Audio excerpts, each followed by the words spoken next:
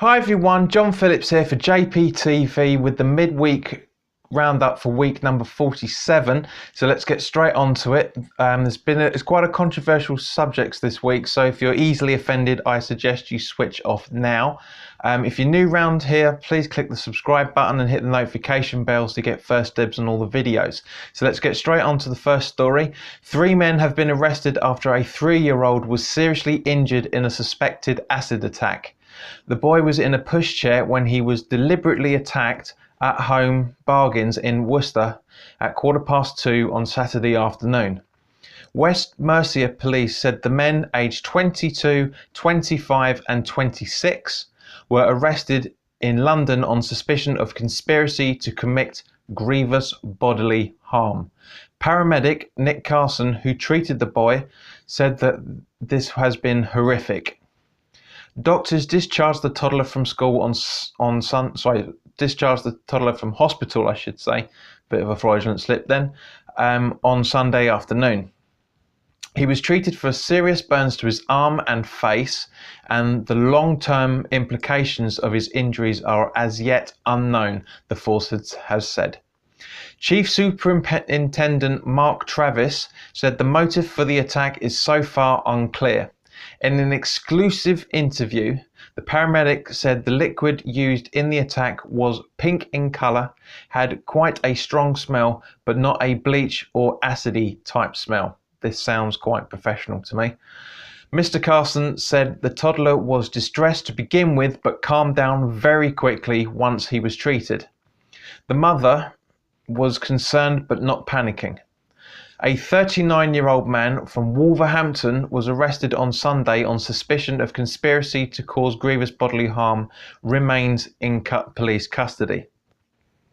Acid or a corrosive substance was either thrown at or sprayed towards the boy when he was with his family at Shrub Hill Retail Park in Tallow Hill, police have confirmed. Chief Superintendent Travis said the family is receiving specialist medical and police support. Well, I'm not surprised in any shape or form about this, because at the end of the day, everyone, this is an horrific story. I mean, this is just pathetic to say the least, that these 3 nincompoops, to say the least, I've got to try and keep this as polite as possible, have done this and thought they were going to get away with it because they were up in Birmingham, in the Birmingham area, and they returned to London, and they got found out. Well, there's a surprise, eh? Honestly, it's ridiculous. It really, it's just, people are stupid. I mean, from the photographs that have been released of the people, I'm not surprised. You know, they are degenerates, to say the least, and they're going to get everything that's coming to them when they're in police custody and in jail. The UK would not oppose the use of the death penalty if 2 alleged Islamic State members were extradited to the US, the Home Secretary has said. In a letter leaked to The Telegraph, Sajid David said he would seek no assurances about the sentences. Alexander Coty and El Sheikh, I think he pronounced that, from West London were captured in Syria in January. Labour said the UK had unilaterally abandoned its opposition to the death penalty. For years, Britain sought assurances from foreign governments that the death penalty would not be used in cases where the UK provided information or extradited suspects. Number 10 said it was a long-standing position of the government to oppose the death penalty in all circumstances as a matter of principle. But it added that in this case, it was a priority to make sure that these men face criminal prosecution. The PM was aware of the letter and discussions with the US on this issue were continuing, Number 10 have said. The 2 men are accused of being the last 2 members of an IS foursome dubbed the Beatles because of their British accents. I don't even know where to start with that bit. Earlier this year, in an interview with Associated Press, they complained that they would not get a fair trial because the UK government stripped them of their British citizenship. Well, yeah, what do you expect? The BBC security correspondent Frank Gardner said that a senior British government official told him that this case was not the first time that the UK had dropped its request for assurances that the death penalty would not be used. But our correspondent said that the pair were sent to the controversial US military prison Guantanamo Bay, even, where suspects have been detained without trial. The UK would withhold intelligence. The Metropolitan Police have spent 4 years gathering intelligence on them, Mr. Gardner confirmed. In the letter to Jeff Sessions, dated 22nd of August, 22nd of June 2018, Mr. Javid wrote that the UK would not seek assurances over the death penalty in this particular case, but said it would not mark a change in UK policy. This doesn't really say anything. I am of the view that there are strong reasons for not requiring a death penalty assurance in this specific case, so no such assurances will be sought. The former independent reviewer of terrorism legislation, Lord Carlisle, described the letter as extraordinary. Well, yes, it is extraordinary because it's not a normal letter. We do not extradite people to countries where there has been a death penalty unless there is an assurance the death penalty will not be carried out. This is a unilateral change of policy without consultation, and I would be amazed if this has been approved explicitly by the Prime Minister. Well, I don't give a monkey's what you think. Little Mr. Politically Correct sitting on the board. At the end of the day, these guys need to be accountable for what they're doing. Simple. And I'm glad that Sajid Javid has got the balls to do it, quite frankly. They deserve, he's basically saying they deserve everything that they're going to get. And yes, they do. Because at the end of the day, if you're going to commit terrorism, expect to face the consequences.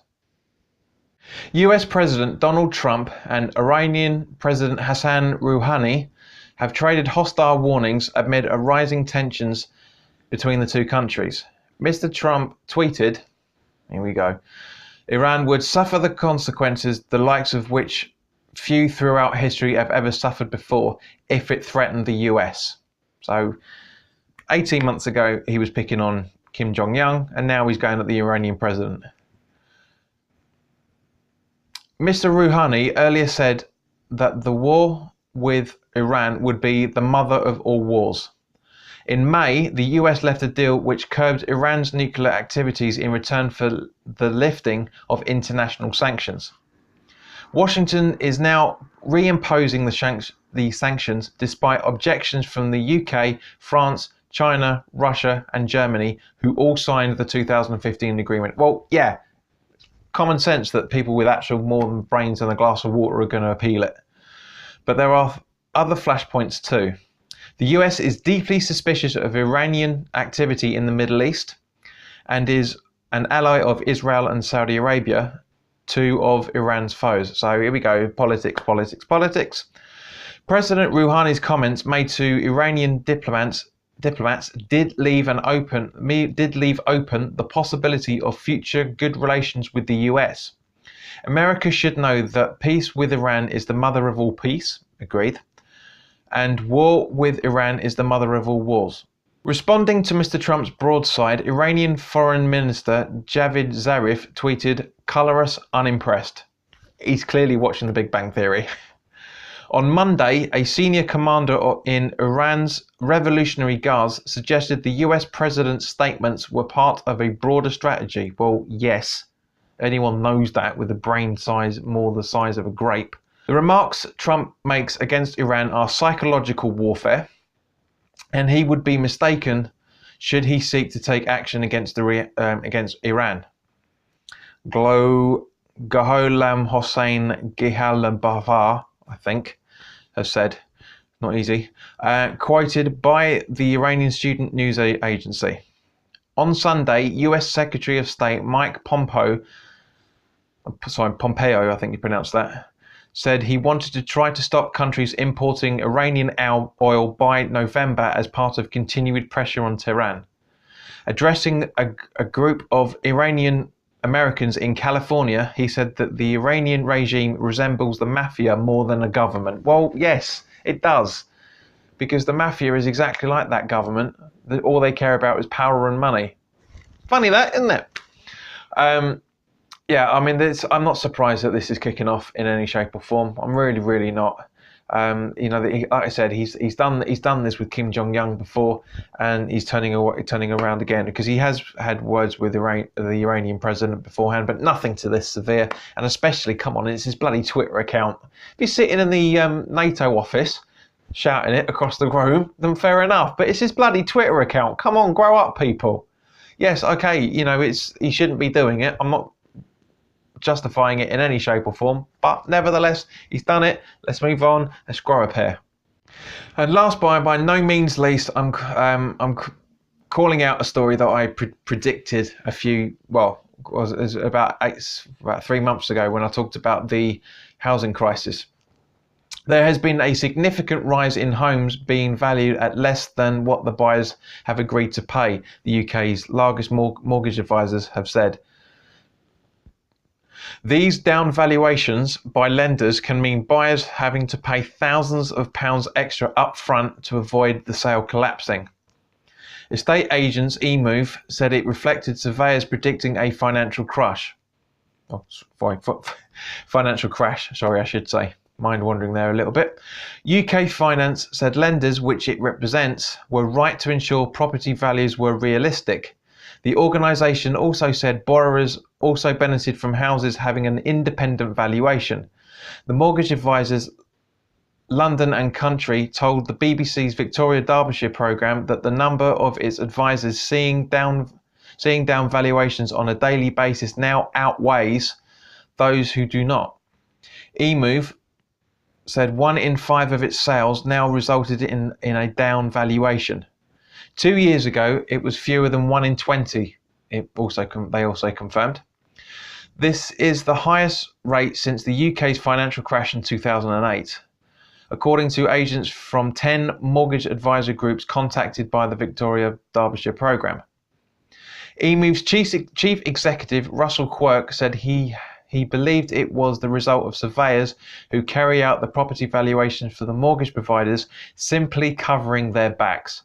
The Royal Institution of Chartered Surveyors said the market value is based on comparable market evidence, usually a minimum of 3 sales transactions of similar properties in the local area, and also the professionals' knowledge of the local market, including supply and demand dynamics.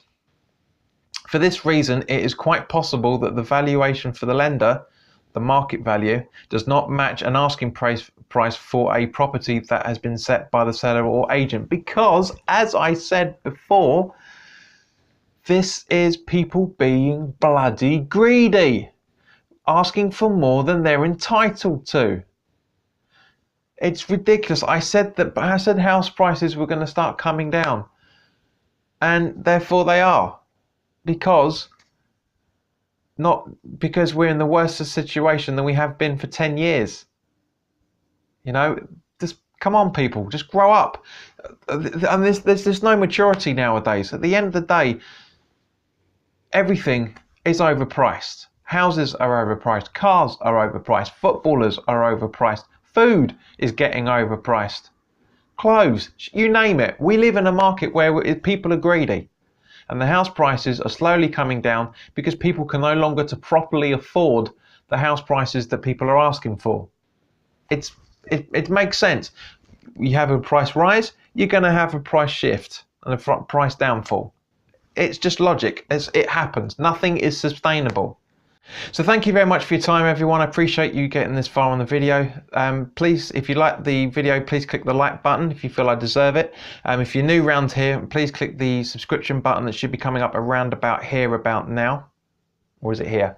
No, I think it's here. It should be here. And also hit the notification button so you get to know with the first dibs and all the videos. Let me know your comments in the comment section below, guys. I'm interested in your thoughts. You know, let me know what you think about the house prices. What do you think? Let me know your thoughts on Donald Trump and his idiosyncrasies, should we say, with when he's talking to heads of other states. Let me know your thoughts on the acid attack, and let me know your thoughts on these IS guys as well, because there's no other polite way of saying it. But in the meantime, you will see me at the weekend for the next news roundup. Thank you very much for your time, and I'll see you soon, and enjoy the rest of this heat wave.